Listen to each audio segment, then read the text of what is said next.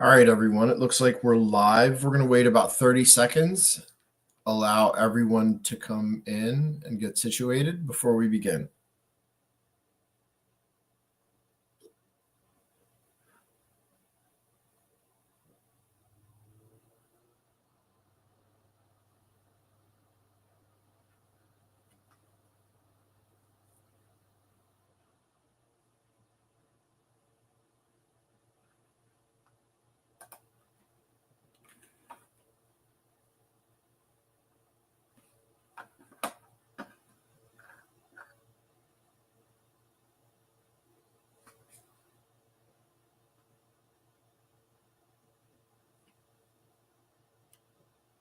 All right. Looks like we should be getting started. Good day, everyone. Welcome to the Just Us Coordinating Council Speaker Series. My name is Saad Solomon. I'm the CEO of Solomon Consulting and a 2019 alumni of Just Leadership's Leading with Conviction program, as well as a founding member of the JCC. I'm honored to be with you today as moderator for what will be a dynamic and empowering conversation in this year's first installment of the Just Us Coordinating Council's Federal Speaker Series. The JCC, as many of you know, is the first of its kind national policy table created by and for individuals impacted by the criminal legal system. Over the course of the last 2 years, we've built a table where everyone is welcome and all who are invited have a seat. This is a table where collectively we can leverage our lived experience as the expertise that it is. Today's speaker series features representatives from affiliates of the Small Business Administration and the Minority Business Development Agency. These experts will be highlighting critical federal resources that can be leveraged by entrepreneurs of all types, as well as recent initiatives aimed at aligning new and existing resources with the needs of persons with lived experience in the criminal legal system. I'm joined today by our speakers, Roxanne Nielsen, Dr. Chung Ju, and Tim Kehoe. Welcome to each of you, and we look forward to learning from you. Before we dive into today's session, I wanted to take a moment to orient those of you joining us today to exactly why the JCC is truly a first-of-its-kind approach to policy. The JCC is a national federal policy table led by and created for individuals who are directly impacted. The JCC forms the connective tissue needed to catalyze full participation in policy practices and changes for formerly incarcerated people and directly impacted individuals in their communities. What's our why? Our why is because we center the voices most impacted by the criminal legal system because those voices have been missing. At Just Leadership, we believe that those directly impacted by the criminal justice system are those that bring the nearest solutions and most often are furthest away from seats of power. Our priorities in policy include collateral sanctions, housing, health and well-being, sentencing, and employment.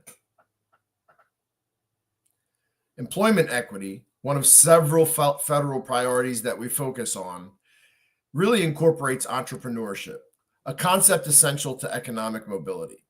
It's often limited both by access to funding as well as challenging business landscapes. Both of these realities perpetuate poverty for people with conviction histories. We know that business ownership is a tried and true pathway to opportunity, but the path can be disjointed. It's not a straight pathway from founding to success. Until recently, policy prevented many impacted entrepreneurs from being considered for lending. Too few resources exist in carceral settings dedicated to small business tools and training. We're taking the JCC and centering it back to the people. Our focus is providing every opportunity and resource access for individuals coming home to actualize their dreams and gain access to our world. Which brings us here today. For over 70 years, the Small Business Administration has been connecting entrepreneurs with the needed resources to aid, counsel, assist, and protect business owners. For too long, however, this portfolio of loan programs was out of reach to entrepreneurs with conviction histories due to carve-outs related to subjective character determinations. In 2024, however, the administration issued a final rule that removes these character-related carve-outs from standing in the way of access to hundreds of millions of dollars in available lending programs. While there are many avenues for lending, the SBA micro-lending program in particular offers very accessible pathways to entrepreneurship. Here to share more about micro-lenders support entrepreneurs of all types is Tim Kehoe. Tim is the Director of Special Projects for the Economic Community Development Initiative in Columbus, Ohio, the nation's largest SBA micro-lender. Tim, thank you so much for joining us today. We look forward to learning from you. The floor is yours. Perfect. Thank you very much. As you mentioned, it's the Economic and Community Development Institute.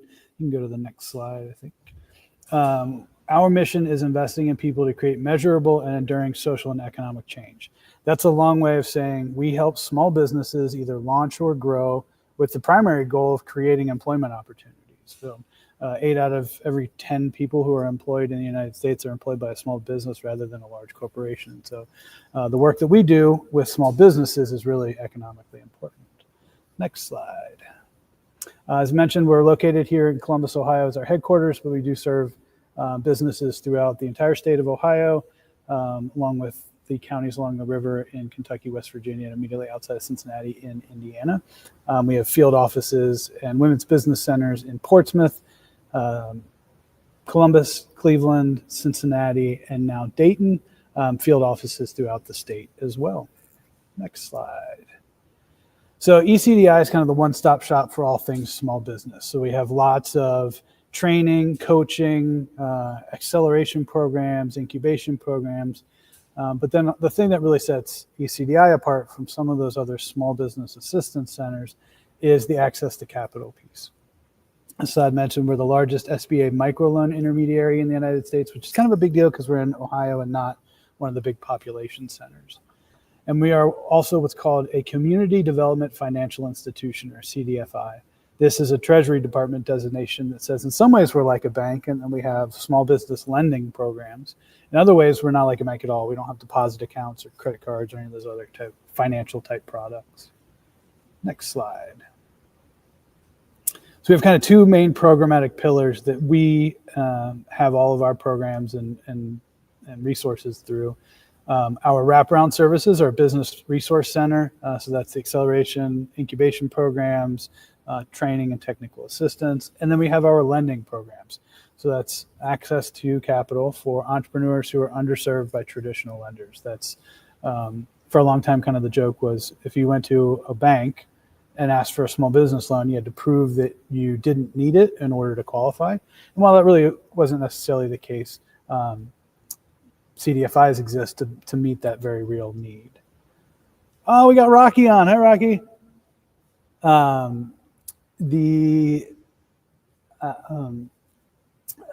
Next slide, actually. So some of our programs, our general entrepreneurship program, it's a range of support from really all industries, business planning, to industry-specific trainings. And then we have kind of our more niche programs. So our women's business centers of Ohio, physical locations in Columbus, Cleveland, Cincinnati, Portsmouth, and Dayton, but they do offer their services statewide. And regardless of where you're located, you are likely covered by an organization's women's business center in your local area. We also host our food business incubation services. So this is a physical infrastructure, a commercial kitchen that's shared by up to 40 different businesses, mobile food commissary that is food trucks and trailer parking, and then a food production facility for consumer packaged goods. So we have a 150-foot bottling line, things like that. And then we have our contractor resource center. So this is for subcontractors within the construction industry to increase their capacity to bid on higher dollar, higher value, higher margin projects and contracts. And then a way to finance the labor and materials for the duration of that contract as a flat fee so that they can build it into the overall cost of the contract. Next slide. So I mentioned our business lending programs, and we're going to talk through our two main ones right now. Next slide. First one is our Community Advantage Program. This is similar to what you would experience or small business would experience at a traditional lender. It's through the SBA's what's called a 7A program. But it's really for any legitimate small business purpose, startup and existing businesses. Minimum loan size of $50,000, maximum loan size of $350,000. Does require a qualifying what's called an E-Trans score from SBA, so we send all of the applications to the SBA for their approval. Does have additional collateral and equity considerations. One being if you own real estate, you have to pledge a junior mortgage position on that real estate as part of your small business collateral package. So that again, it's standard across small business banking, but it's one of the things that kind of surprise people sometimes. Loan terms can go up to 10 years in term length. So if you have 10 years to pay off a loan as opposed to 5, each one of those monthly payments is spread out over a longer term. And interest rates for the Community Advantage Program are adjustable. So in the environment that we've been in over the last, say, 6 months to 9 months, that has the practical effect of actually lowering the monthly loan payment as the overall interest rates come down. So it's maxed out at prime plus 6%. And then closing costs are maxed out at 3% of the loan amount. For us and for our closing costs, we actually, it's called net fund them, where we take them from the loan proceeds rather than requiring a business to like bring that working capital as a closing cost to the loan closing. Next slide. And then we have what we've done more historically is our microloan program that we had mentioned. These are small business loans, again, for any legitimate small business purpose. It could be buying a business, it could be furniture, fixtures, equipment, it could be inventory, it could be leasehold improvements, it could be refinancing existing business debt. But startup businesses are capped at $75,000. Established businesses are eligible up to $500,000. We have, in some instances, done loans for businesses that had the opportunity to buy the building that they're in, where they've done loans up to $2 million. So it's odd to say microloan and then say up to $2 million, but it's rare that we would do that. Actually, our average loan size is right around $20,000 to $22,000. So not huge loan amounts. We do require a 590 credit score. That doesn't mean that if you have a 591, you're automatically going to qualify for a $500,000 small business loan. But what it does is it recognizes that by the time small business owners typically come to us, they've extended themselves as an individual trying to get the business started or growing. And so it's also a recognition of the numerical score is one thing. The story that goes to make it up, what that numerical score is just as important as what the number is. Loan terms can be as short as 6 months as long as 6 years, depending on what the loan's going to be used for.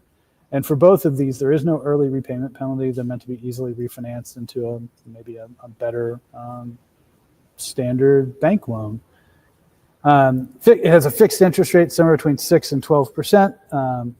It's fixed for the life of the loan, but it's blended based on the individual funding sources. So we actually get our funding for our loans from some federal, some state dollars, some county dollars, some municipal dollars, private foundations, along with a lot of those typical banks. They lend dollars to ECDI to lend out on their behalf.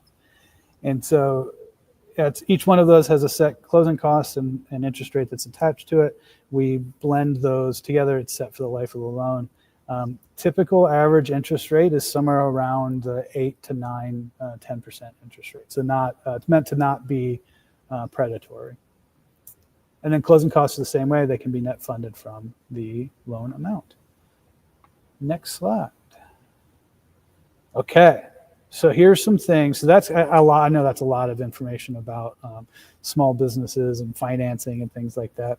I mean all of that to be an introduction to there is things that are outside of just your large banks that provide small business loans, and there is micro lenders that cover all of the United States. And so even if you're not located in Ohio, there is an organization, there's entities that are doing this work wherever you are located. And we'll talk about how you can find some of those here in a moment. But we did talk about, in the beginning, so I mentioned changes to SBA requirements. Next slide. Back in May, they implemented what was called a final rule that removed the requirement for lenders to check criminal background history of all loan applicants. here's some things that does and that does not do. It removes the requirement that they do it. It doesn't forbid lenders from using this information as part of a credit decision. And that the Small Business Administration still advocates that its lenders use prudent lending standards, but it leaves those lenders to determine what is prudent lending standards. And so each organization, each lender that is an SBA micro lender, that is an SBA 7A lender, that is an SBA 504 lender, these are all different SBA programs. They're no longer required to include this as part of their credit decisioning process. They still are allowed to.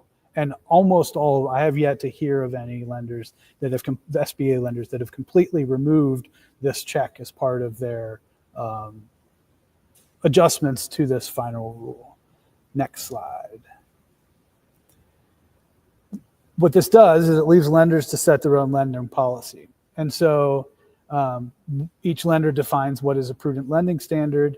And SBA still restricted from providing funds to anybody who doesn't have the ability to have their own, to maintain their own release. So if they're on controlled release, probation, parole, if you don't have the ability to guarantee your own freedom, then you don't have the ability to receive an SBA loan. So they still don't want their funds going to somebody who could potentially be reincarcerated. And so there's a bit of a push and a pull there of identifying somebody who, how do you identify somebody who is on parole? You have to figure that out as part of a credit decisioning process, but you're not required to assess their criminal background history. And so oftentimes lenders can do exceptions to policy using what's called a letter of explanation, LOX is what they're commonly referred to. We many times use them to explain things like a bankruptcy or challenged credit. They can be used not just for criminal background, but really any exception to a lender's policy. So if a lender wants to do loans to formerly incarcerated individuals, they can use letters of explanation to included with their credit decision process to say why this person deserved or was able to be approved despite having a criminal background history. Our SBA district office said that the letters of explanation should include the criminal history, it being either minimal in nature or distant in time, and to speak to whatever the formerly incarcerated individual has done to overcome their previous challenges. And so this is done that even if a lender has a policy that forbids them to do it, they have the ability to put exemptions to their policy, typically utilizing letters of explanation. Next slide. So a program that I recently got to work with over the past 2 years with our SBA district office in Central and Southern Ohio was called SBA Pathways to Entrepreneurship.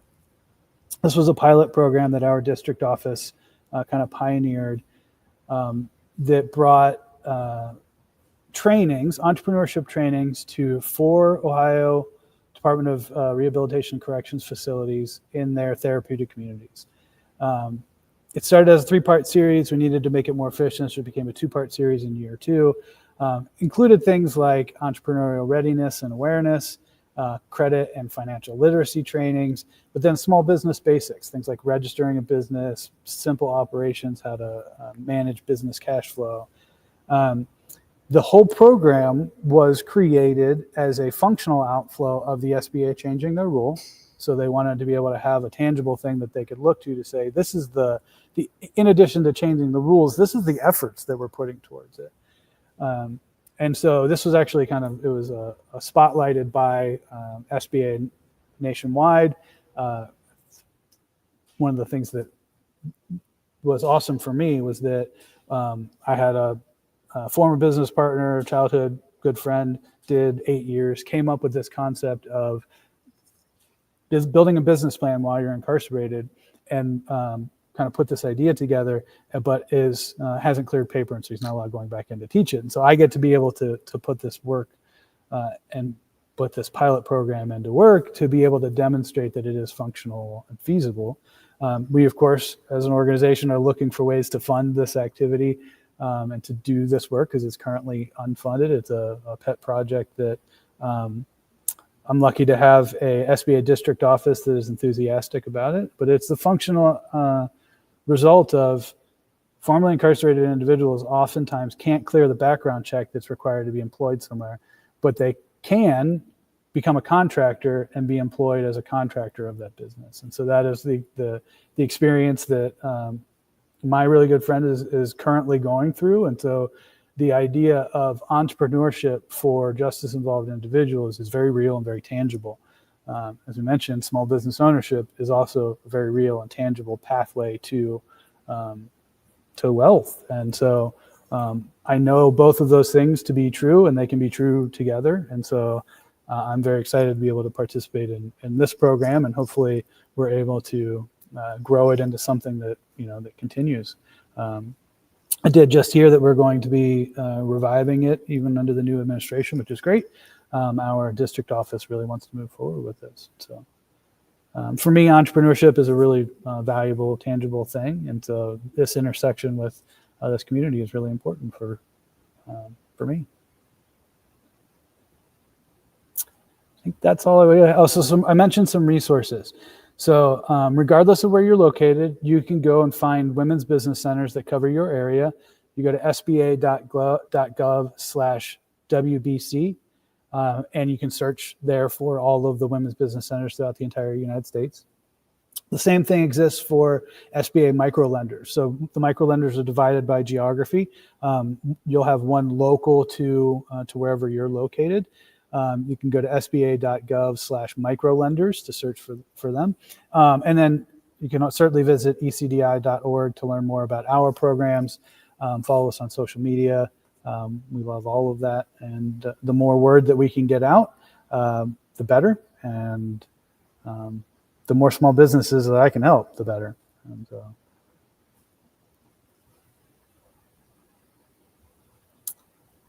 thank you very much for this opportunity.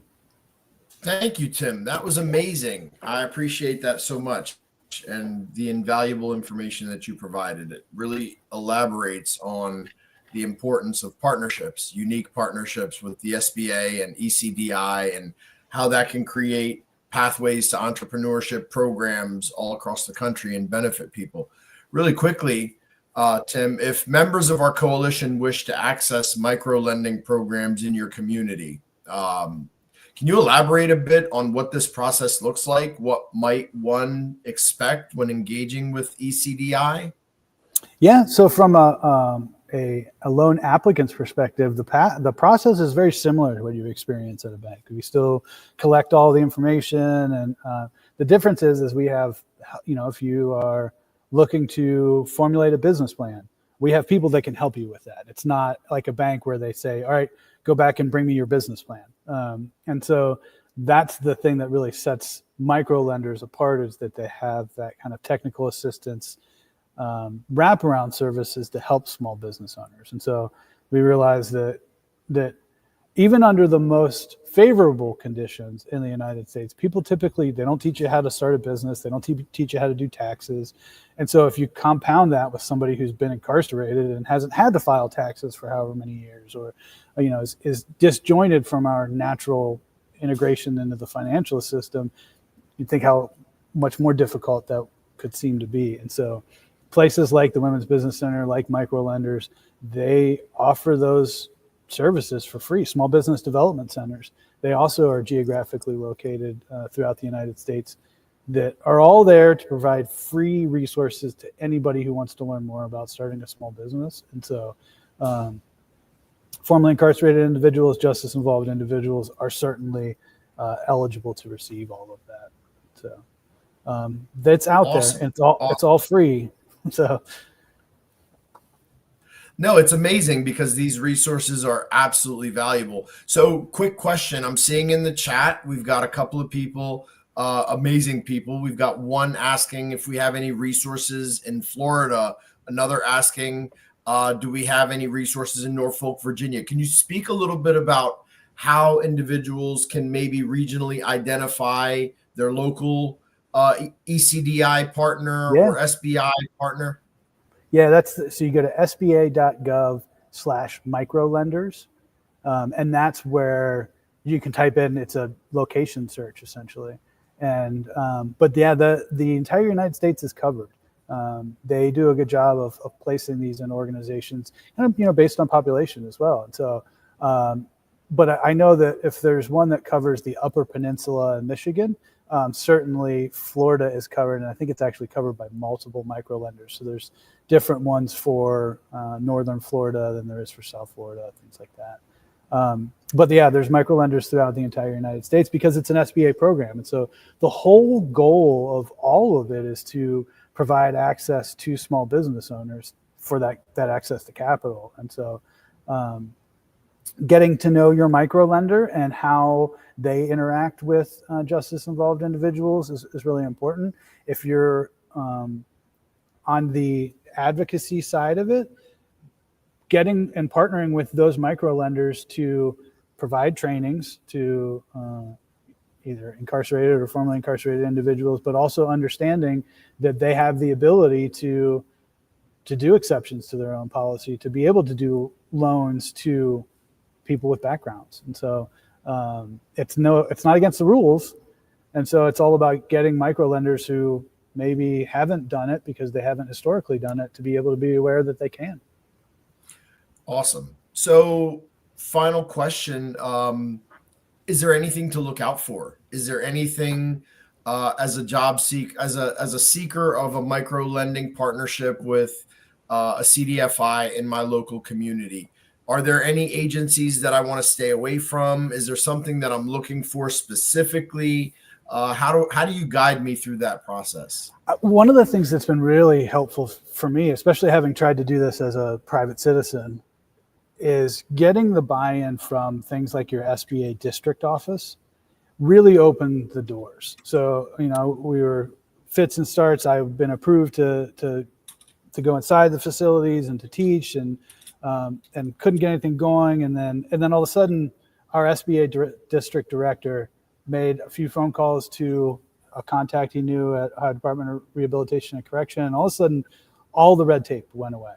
And we were able to just schedule 4 of them throughout the year, and we implemented it, and it was boom, boom, boom. And so I think that ability to get kind of buy-in from a very high level made the effectiveness of this Pathways to Entrepreneurship program really, really valuable. And so I would say do that. Engage with, corrections officials. Engage with SBA district offices, engage with the microlenders in your community, because they really have. Once you start to get that buy-in, then everybody sees these programs and sees how valuable they are, both inside the facility and when you shine a light on it from outside.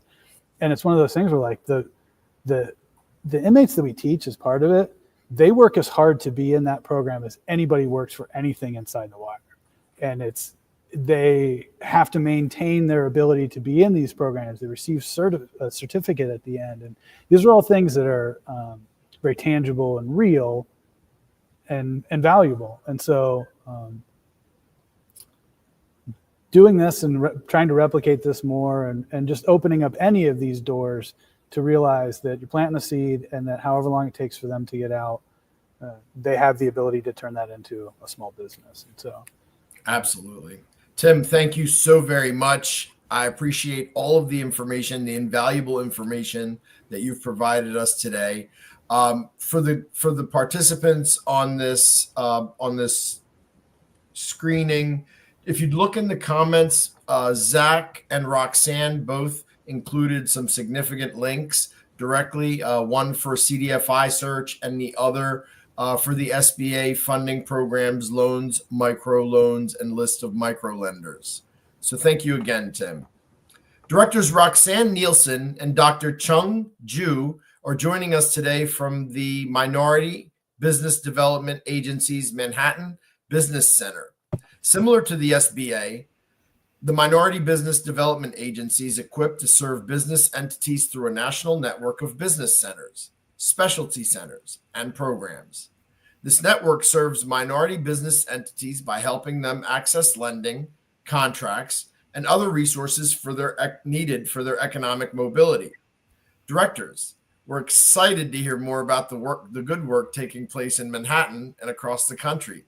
The floor is now yours. Well, thank you so much, Saad. And we learn just as well and as efficiently in these programs as you all are.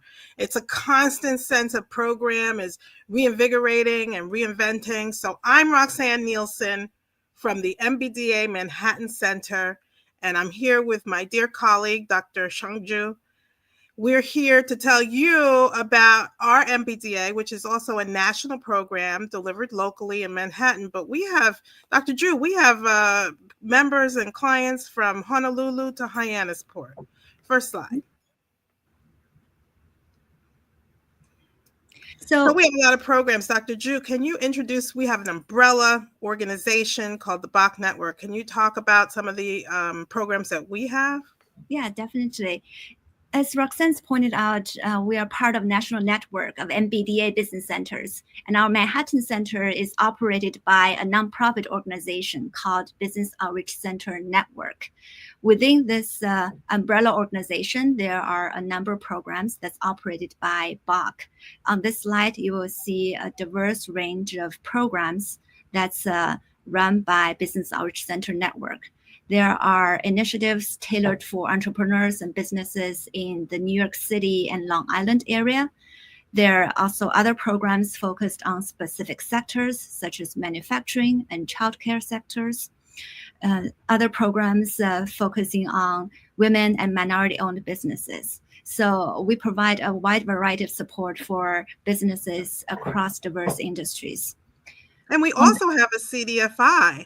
So that is the other side of the coin to the SBA micro lending programs is the community development finance institution that BAC has certain buckets for lending. We're known in our region for our contract finance loan funds, which we're very successful at. If you get a contract with New York City, any of the New York City agencies, we have financing program to finance those contracts 3%.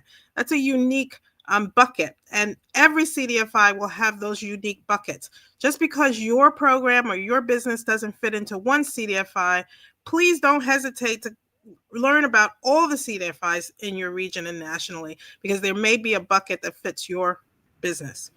Yeah, those are especially valuable for businesses working city agencies. We also want to point it out that during the pandemic, we are very proud to assist businesses processing a large number of PPP loan applications, as well as facilitating loan forgiveness applications, helping businesses stay open and recover quickly. Next slide. So it's important to note that not all organizations serve the public free of charge. And there was a good question. How do you know who to trust? This is so important. There are so many predatory lenders, and there are programs that appear to be free. You could type in the federal government contracting and end up with a site that's trying to charge you $20,000. You should ask that question right away. And if somebody is trying to charge you, I'm not saying that it's always a bad thing, but I'm saying there's so many free services. Try to exhaust your free services, which are paid for by your tax dollars. So they're free to you, but we've all paid for them collectively. We serve the community at no charge to the client. The Business Outreach Center Network, we are a nonprofit. We have over 25 years of delivering business development services, and we're not alone. We are in a connection and network with lots of other programs just like this all across the country. Your job is to find them. So our business network is nonprofit. We operate small business programs, capacity building programs, and finance programs, providing outreach, technical assistance, procurement, which is the buying and selling of public contracts, buying the public and government agencies buy services and goods, and small businesses sell them. And we provide underneath all of this access to capital. Next slide.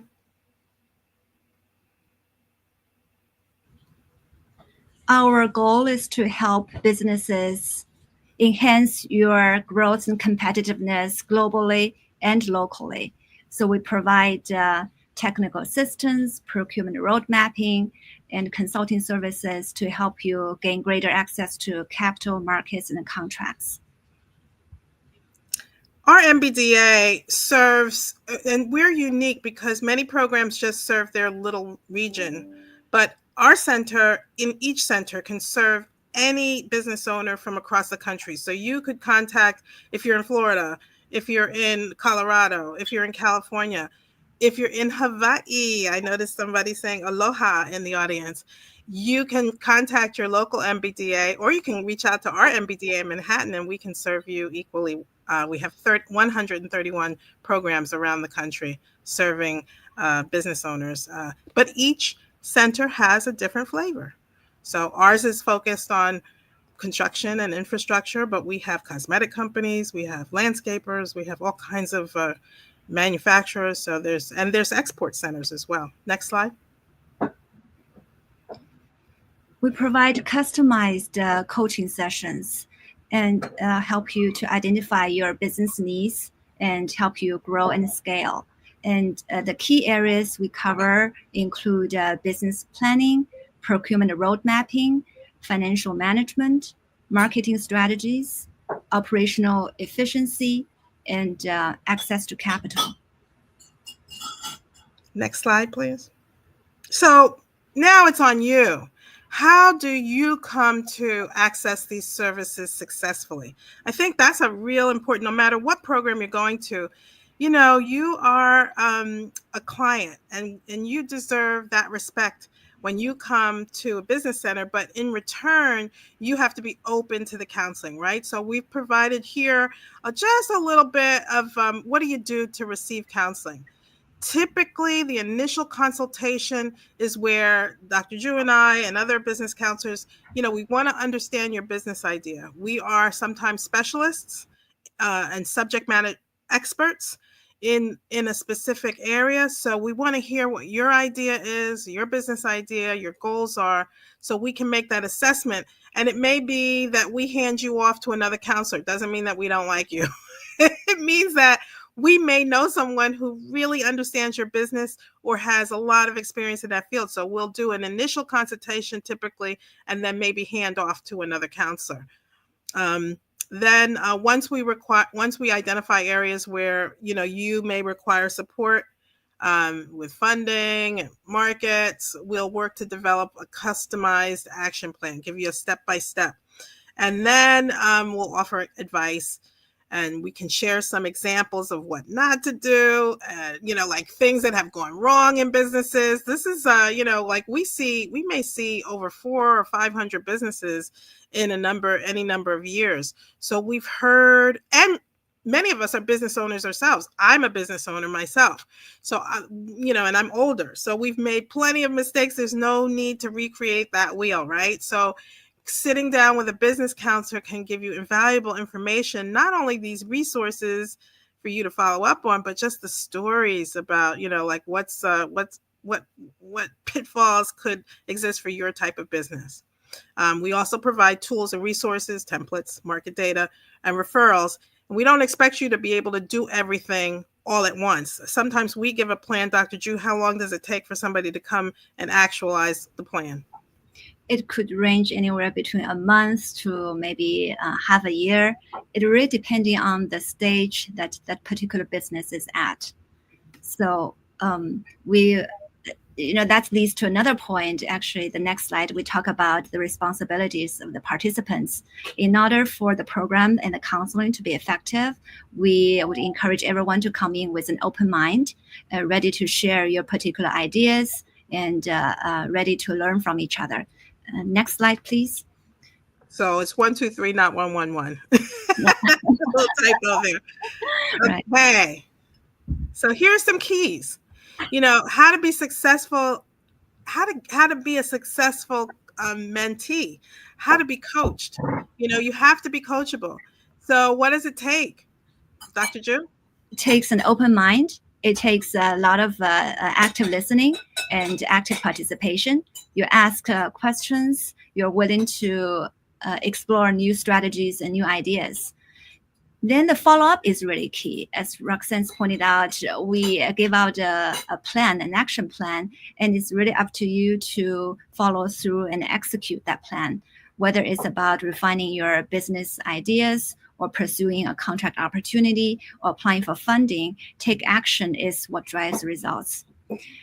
And another honest communication. Often we're going to ask you for personal financial data.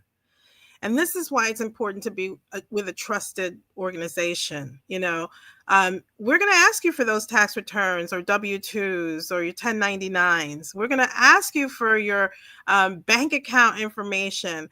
We're asking for this data, which is your personal data and income, especially when it comes to lending process.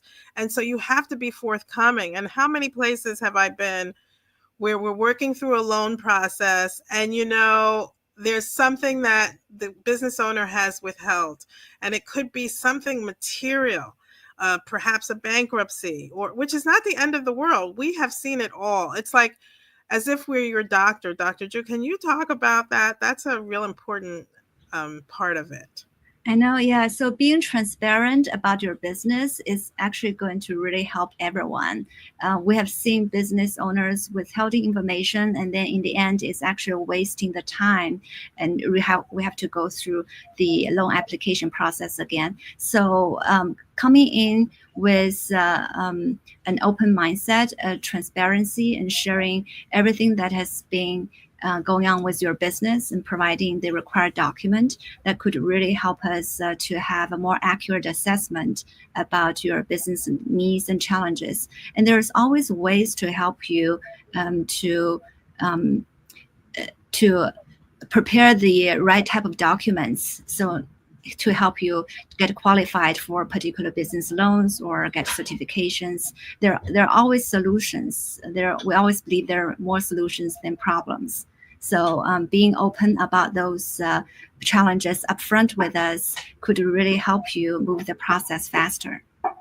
And it is a lengthy process. Getting a loan is for a small business is, as Tim Kehoe said, it is a fully documented process, and it can take a long time. So you can't come to your lender and say, oh, I have this project I need to get funding, and thinking next week or next month even that's going to close. It can take a long time, especially for a CDFI like ours, nonprofit. We don't have that many hands. So, you're often waiting in line. So it's being open to the challenges, which we are. We're very familiar with the path, and there's no problem that we haven't seen before. Next slide.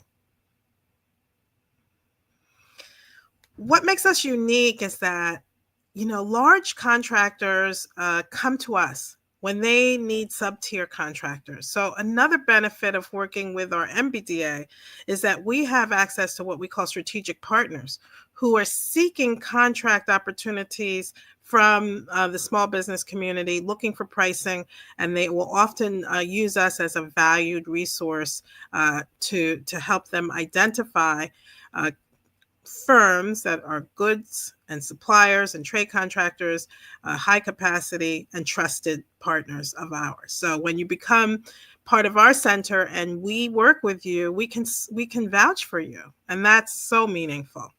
Next slide. We'd like to call ourselves business matchmakers. We match people's capabilities with what other agencies and prime contractors are looking for. And so here is the contact information of our team. Feel free to reach out to us for any questions, and looking forward to stay connected. And you can always find an MBDA center. You can contact us because we serve everyone around the country, but you can also go to mbda.gov to find the MBDA organization in your region that serves you. Also, I see minoritysupplier.org. That is not the MBDA, but again, each MBDA may have a contract with another organization. So not all MBDAs are free. Ours is free. Okay. And we have a lot in Texas and San Antonio. We have some great folks out there. So we'd love to work with you. Thank you so much, Roxanne and Dr. Ju, for this amazing presentation. Couple of questions. I really want to double click on that resource as you're connecting employers with subcontractors and other businesses to develop that business work, right? So how does someone in your community, for example, engage in that if they haven't necessarily gone through the Manhattan Center for Lending? That's got a great question. Entrepreneurs there. How do they engage? That sounds amazing. So, and many of our MBDA centers are good at procurement at the state, local, and federal level. They often offer free webinars such as this on demystifying public procurement. And in New York City, we have close relationship with our small business services counterparts. And do you know that on large capital projects, they could hire for goods and services from around the nation? So don't count yourself out. Learn and understand procurement process, attend a couple of workshops, and work with your counselors. They'll help connect you and help you to understand the procurement process, how agencies buy goods and services. Wow, that is huge. That's amazing information. Yes. So we can, as any business that might be young or established, they can come to the MBDA to gain greater insights and learn how to access these procurement processes, which is incredibly valuable because really we don't get that information. It's not coming to us. It's not reaching our communities. So the MBDA is really filling a niche here. Dr. Ju, could you please remind us what services from MBDA are free and which services may require a fee of some kind? Yeah, sure. So at our Manhattan MBDA Business Center, we provide services to help you business owners gain access to capital and contracts. And some of those procurement advice, those services are free at our center, and other centers will charge a fee. So you need to call the center and ask the specific fee structures. I will also say that we need each client to fill out an extensive intake form, and that on those forms we have a long list of questions asking for some personal and business information, and we do need to have those information in order to become a member of our center. And of course, for those people who are applying for loans, there will be some loan origination fee and closing fees involved with our CDFI partners at Bach Capital. So those are some of the fees to keep in mind. And we do have clients. I see Texas in the house and California in the house. Our MBDA center in Manhattan does have clients in all of the states, especially those who are interested in doing business with New York City. So why not become a member of MBDA Manhattan? Yeah, exactly. And I will also encourage everyone, don't count yourself out, because a lot of people feel like, oh, the business is too small. Maybe they're not ready to take on larger procurement opportunities, but still come to those procurement events. Maybe you'll meet some larger contractors who are willing to do B2B arrangement with you, and you can serve as a subcontractor to those large primes. And so to get you start working on those government contracts.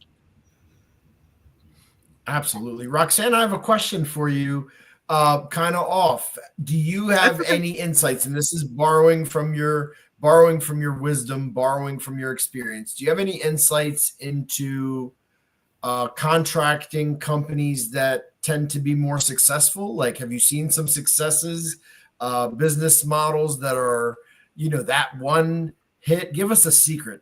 That's such a great question, Saad, because there are similarities in successful companies. And one of the ones that for construction companies, particularly, that Dr. Ju and I notice a pattern. And that pattern is the most successful and the largest, and I'm talking $80 million a year revenue, minority-owned construction companies, typically have an expert in the house as the owner who is in that trade, or an engineer, and then the other side of the house, an accountant or CPA. That is an unbeatable combination. And one of the most successful firms we have is a firm who the wife is a CPA and the husband is an electrical engineer, or where the husband or the combination, or two partners where one partner is a CPA and one partner is a trade or the specialist, subject matter expert. That is a great combination. Yeah, having That a is diverse a gem. having a diverse team is really critical, and not only to construction industries. We also have a large number of professional service firms at our center.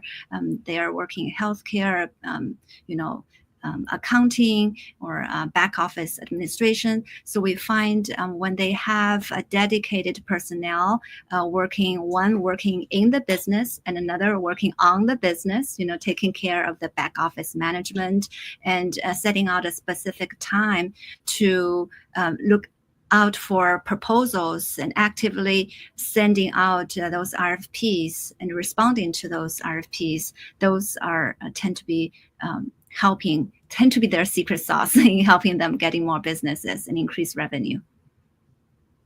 No, absolutely. I think it's absolutely critical. In my business myself, and when I first started, I was doing a lot of my own accounting through Intuit QuickBooks and managing, and that carried me for the very earliest parts of my business. But then as things got more and more sophisticated, I recognized the need for actually having a qualified accountant that can manage my books, that can assist me with taxes, that can assist me with filings, so that I could remain in compliance in all aspects of my business. I think that's absolutely critical. Can you expound on services that may be connected to MBDA? For example, if I have a business and I come to MBDA, what is your business? What is your business? So it's funny because I started originally with a landscaping company that Yes, morphed to more of a commercial irrigation installation firm. Excellent. And now I have a consulting firm with just a staff of 4.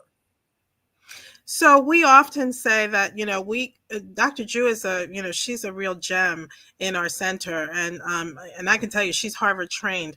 So by working with centers, you're sometimes getting subject matter experts that you would have to pay thousands of dollars for. And while we can't provide we do provide some one-on-one counseling, it's limited because, again, we're just 2 or 3 or 4 people. So we try to provide you with a roadmap of things that you need, that we see based on our assessments, what you need to do.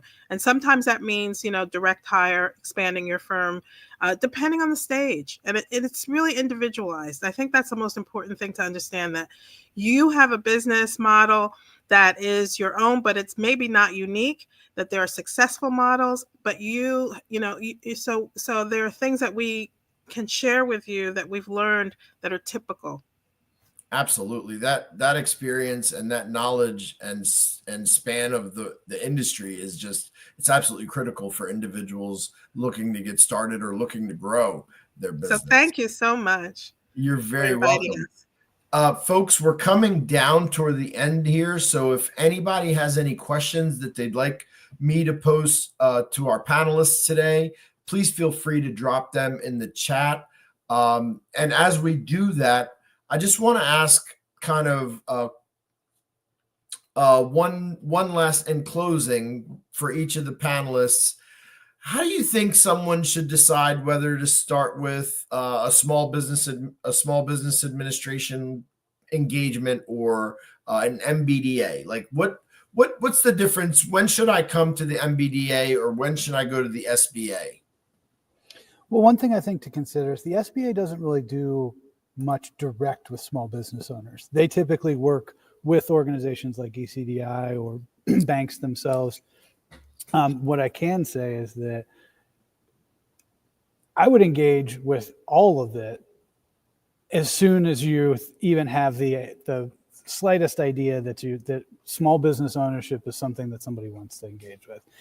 Because what you're going to find is that, like you mentioned, if you get time with somebody who's Harvard trained, like, you typically don't get that for free. And so that exists with our folks at the MBDC from Manhattan, that doesn't exist at ECDI. And so I would say keep trying, come to be open to assistance from anybody and everybody within your local community, because the more that you can get, the more that you can receive, the better off you're going to be.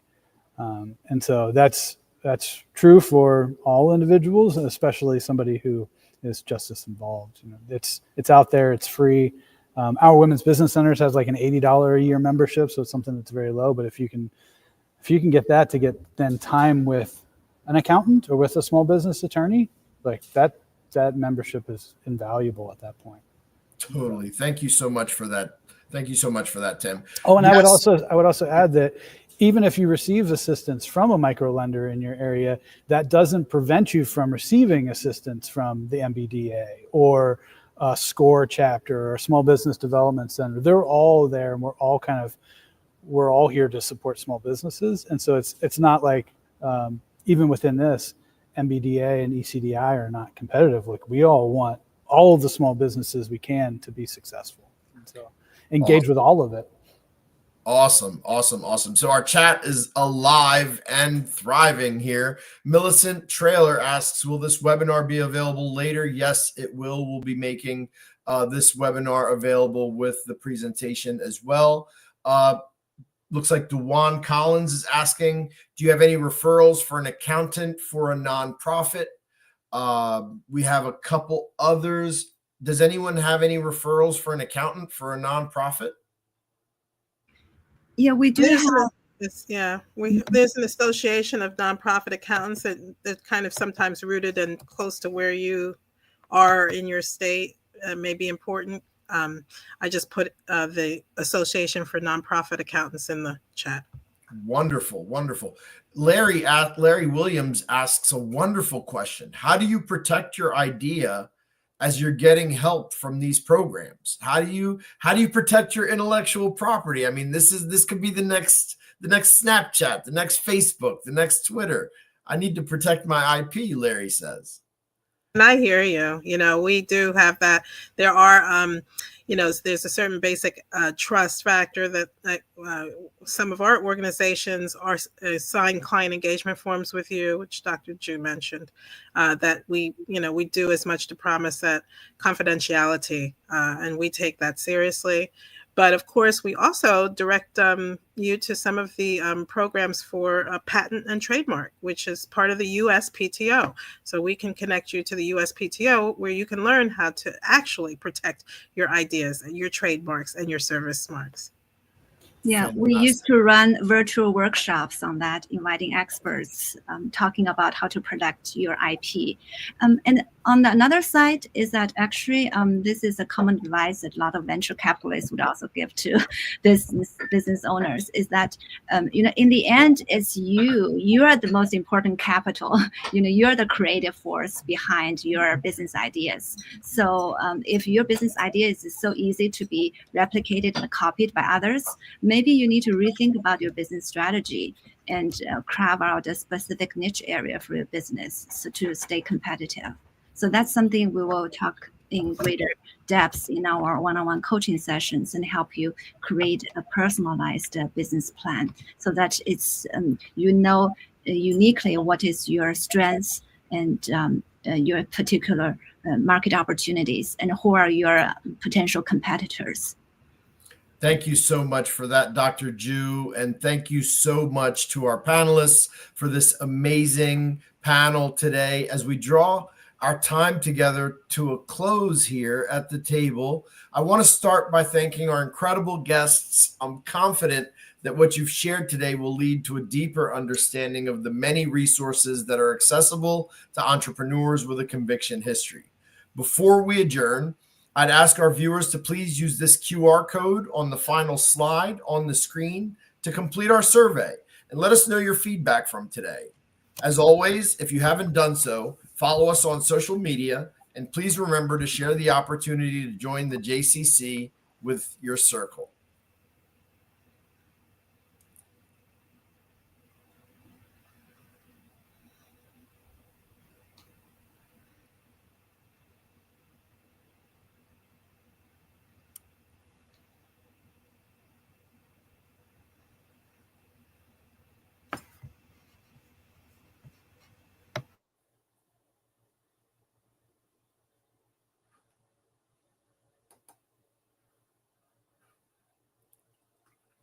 Finally, we encourage everyone in the JCC to check out the newly released 2025-2029 roadmap. You'll find it both on our social media channels as well as the website. All this year, we will be discussing policy themes found throughout the roadmap as we keep advancing our goals for full economic opportunity. Our speaker series will be off in April, as many of us will be very busy with Second Chance Month activities. But stay tuned to our social media and the listserv with upcoming announcements of how you can engage with the table. Thank you for joining us today, and have a great week.